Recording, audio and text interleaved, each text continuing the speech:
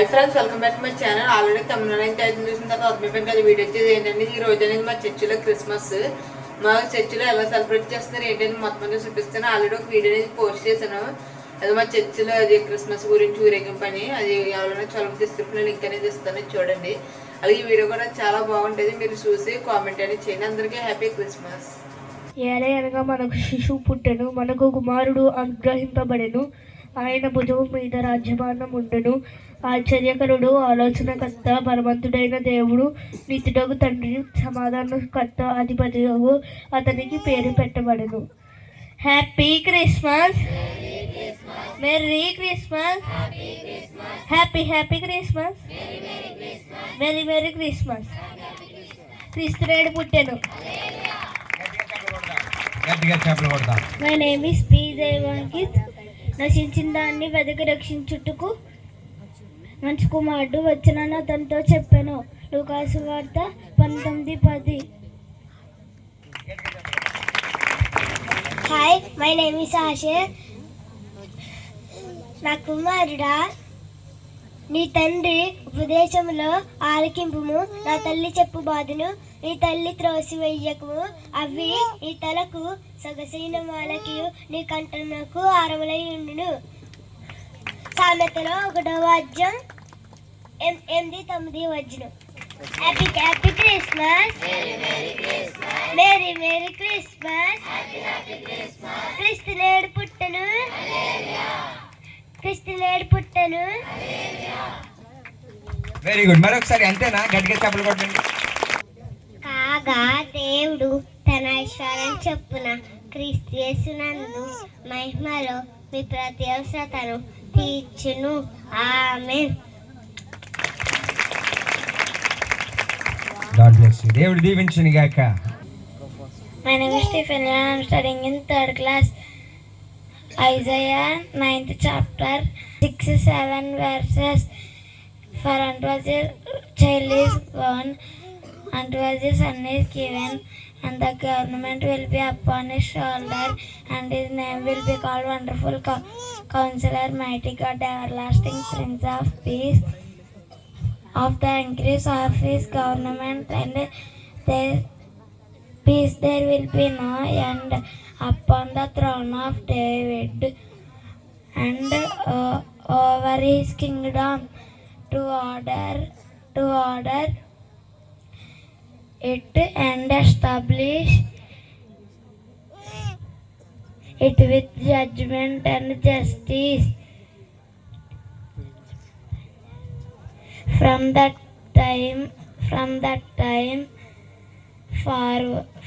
time forward, even forever, the zeal of the Lord of hosts will be perform this. Amen. Myself, Pranvi. Luke chapter 2. And the angel said to them, Fear not, for behold, I bring you goodness of great joy, that will be for all the people. For unto you is born today in the city of David a Savior, who is Christ the Lord. And that will be a sign for you: find a baby wrapped in swaddling clothes and lying in a manger. And suddenly there was with the angel a multitude of the heavenly hosts praising God and saying, Thank you. Wish you all happy Christmas. Very good. చెప్పలు కొట్టండి అందరూ గట్టిగా.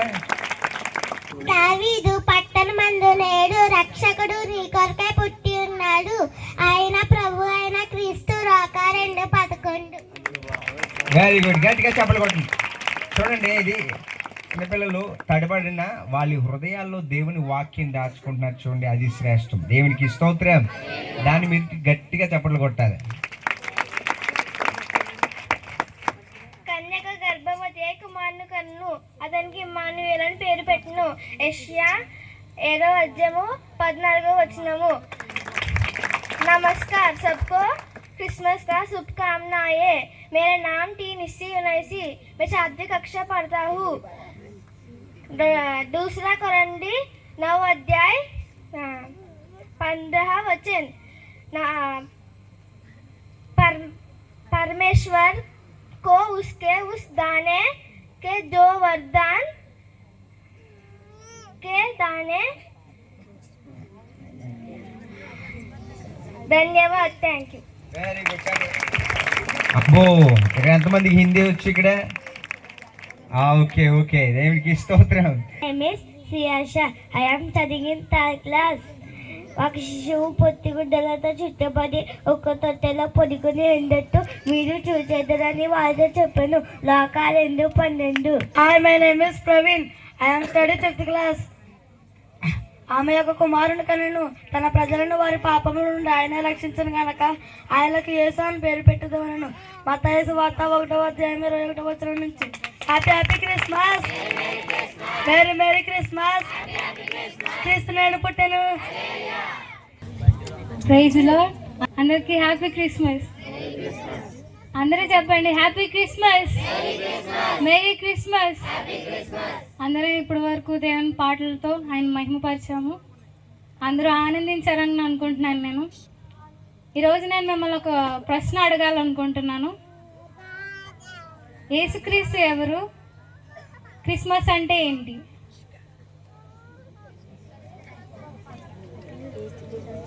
Okay, good.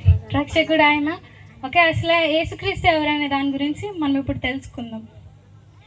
యేసుక్రీస్తుని గురించి అనేక మందికి ఆయన ఒక ప్రవక్త అని, దేవుడు కాదు అని ఒక అపోహ ఉంటుంది.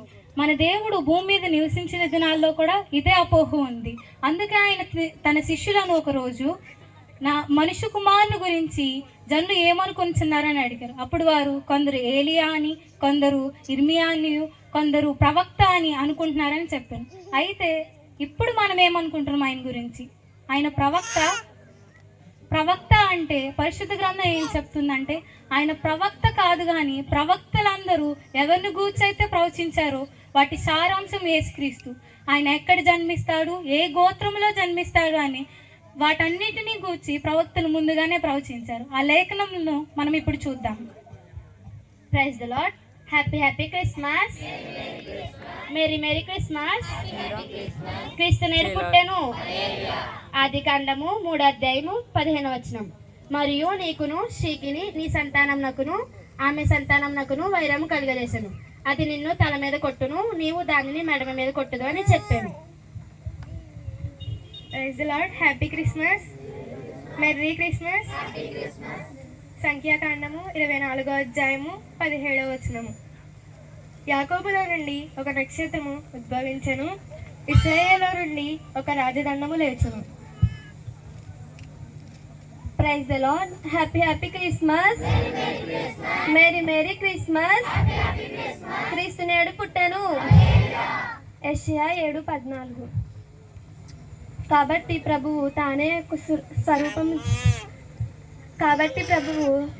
ఒక సూచన చూపెను. ఆలకించుడి, కన్యక గర్భవతి అయి కుమారుని కని అతనికి ఇమ్మానుయేలు అని పేరు పెట్టెను. Praise the Lord. Happy Christmas.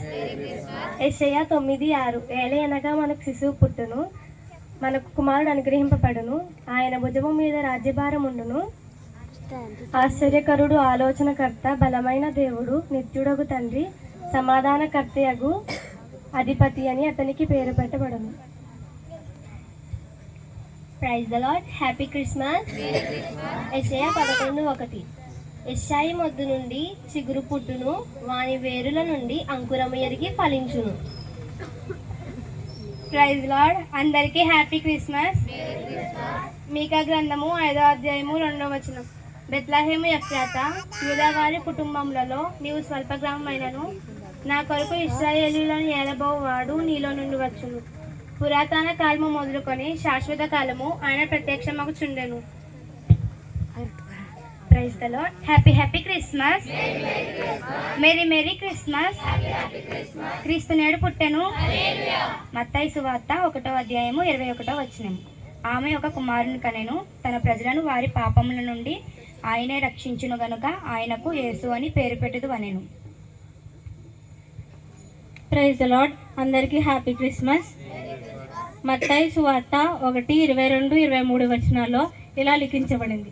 ఇదిగో కన్యక గర్భవతి అయి ఒక శిశువుని కనెను, ఆయనకు ఇమ్మానుయేలు అని పేరు పెట్టెదరని ప్రభువు తన ప్రవక్తల ద్వారా చెప్పినట్లు ఇదంతా జరుగును. ఇమ్మానుయేలు అని పేరునకు భాషాంతరము దేవుడు మనకి తోడని అర్థము. దేవునికే మహిమ. ఇప్పుడు అసలు క్రిస్మస్ అంటే ఏంటో మనం ఇప్పుడు తెలుసుకుందాం. అసలు క్రిస్మస్లో యేసుక్రీస్తు జన్మలో మనకు దేవుని ప్రేమ, ఆయన అనాది సంకల్పం మనకు కనబడుతుంది. మహోన్నతుడైన దేవుడు ఆయన మహిమను విడిచి మనుష్యుని రూపాన్ని ఎందుకు ధరించాడు? ధరించవలసిన అవసరత ఏముందంటే, ఎందుకంటే దేవుడు సృజించిన వాటిలో దేనికి కూడా ఆయన మహిమను కానీ, ఆయన పోలికను కానీ, ఆయన స్వరూపమును కానీ ఇవ్వలేదు. కేవలం మనుష్యునికి మాత్రమే ఆయన స్వరూపమును, ఆయన పోలికను, ఆయన మహిమను వారిలో ఉంచారు. ఆయన సమస్తమును కూడా కలిగించి మనుష్యునికి ఏలుబడి చేసే అధికారాన్ని ఇచ్చాడు. కానీ మనిషి మాత్రం దేవుని మాటకు లోబడకుండా, ఆయన మాటకు అవిధేయత చూపించి, ఆయన చిత్తము నెరవేర్చకుండా ఆయన నుండి దూరం అయిపోయాడు. ఆ విధేయత వలన ఆయన మహిమలో నుండి, ఆయన సన్నిధి నుండి మనుష్యుడు దూరం అయిపోయాడు. కానీ దేవుడు మాత్రం మనుషుని పట్ల ఉన్న ఉద్దేశము, ప్రణాళికలో ఏ మార్పు లేనివాడిగా ఉన్నాడు.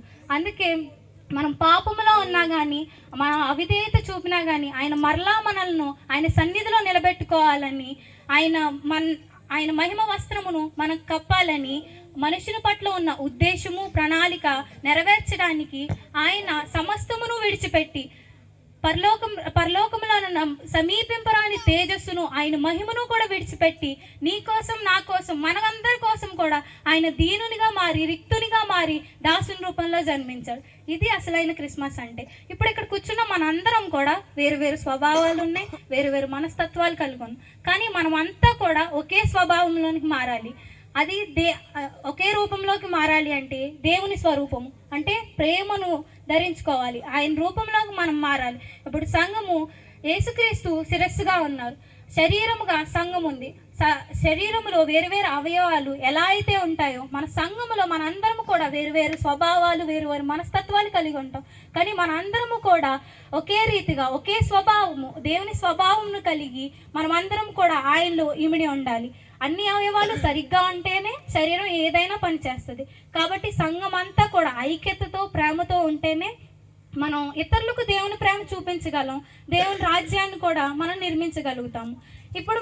ఇప్పుడు క్రిస్మస్ అంటే ఏంటో చెప్పాము. ఇప్పుడు క్రిస్మస్ అంటే ఎలా ఉంటుంది, దేవుడు ఎందుకు వచ్చాడని మనం తెలుసుకున్నాం. ఇప్పుడు క్రిస్మస్లో దేవుడు మన దగ్గర నుంచి ఏం కావాలనుకుంటున్నాడు, మనం ఏం చేయాలని కోరుకుంటున్నాడు అంటే, మనము దేవుని ప్రేమ మన పట్ల ఎలా అయితే వెల్లడి చేశారో అలాగే మన స్వభావాలను, మన మనస్తత్వాలను, మన తలంపులు కూడా మనం విడిచిపెట్టి ఆయన ప్రేమలోకి మనం మారాలి.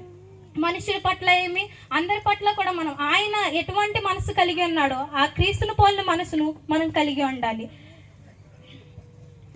ఇప్పుడు మొదట దేవుడు సృజించినప్పుడు మనిషిని అవిధేయత మూలముగా దేవుని నుండి దూరం అయిపోయారు. ఆ విధేయత మనలో ఉందేమో మనం పరీక్షించుకోవాలి. ఆ విధేయతను విడిచిపెట్టి దేవుని మాటకు విధేయత చూపించి ఆయన మాటను నెరవేర్చేవారుగా మనం ఉండాలి. ఇప్పుడు నేను మీ అందరినీ అడుగుతున్నాను, మనందరము కూడా సరే, ఇప్పుడు నా చెప్పిన మాటలు ఎవరికి అర్థమైందో అర్థం కాలేదో నాకు తెలియదు, కానీ నేనైతే ఈ స్క్రిప్చర్ ద్వారా నేనైతే నిజంగా చాలా నేర్చుకున్నాను. ఎందుకంటే క్రిస్మస్ అనగానే డాన్సులు ఏవో చెప్తారు, చేస్తారు, చూసి వచ్చేద్దాం, ఏదో నామకార్థంగా ఏదో ఆచారాన్ని మనము చేస్తున్నామన్న రీతిగానే మనం ఆలోచిస్తాం తప్ప దాని వెనకున్నది యేసుక్రీస్తు తన మహిమను, తన పరిశుద్ధతను విడిచిపెట్టి పాపులమైన మన కొరకు వచ్చాడు. ఆయన మనం ఇంకనూ పాపంలో ఉండగానే కూడా ఆయన మనం ప్రేమించి ఇక్కడికి వచ్చారు. కానీ మనం ఆయన పట్ల ఏ శ్రద్ధ కలిగి ఉంటున్నాం? మనమందరం కూడా మన స్వభావాలను, మన తలాంతులను, మనకు కలిగిన మన శరీరేచ్ఛలను అన్నిటిని విడిచిపెట్టి కూడా ఆయన స్వభావంలోకి మనం మారాలి. ప్రతి ఒక్కరము కూడా ఆయన రాకడ సమీపముగా ఉంది కనుక మనము సిద్ధపడి అనేకులను సిద్ధపరచాలి. సంఘముగా మొదట మన స్వభావాలను, మన ఆలోచనలు, మన తలాంపులను ముందుగా మనం మార్చుకోవాలి. తర్వాత లోకానికి కూడా దేవుని రాజ్యం అంటే ఏంటో మనం చెప్పాలి. కాబట్టి మనం అంతా కూడా దేవుని స్వరూపంలో అందరం కూడా ఒకటిగా కలిసి ఉండాలి. చిన్న వాక్యం దేవుడు దీవించును గాక. ఆమేన్. Happy Christmas.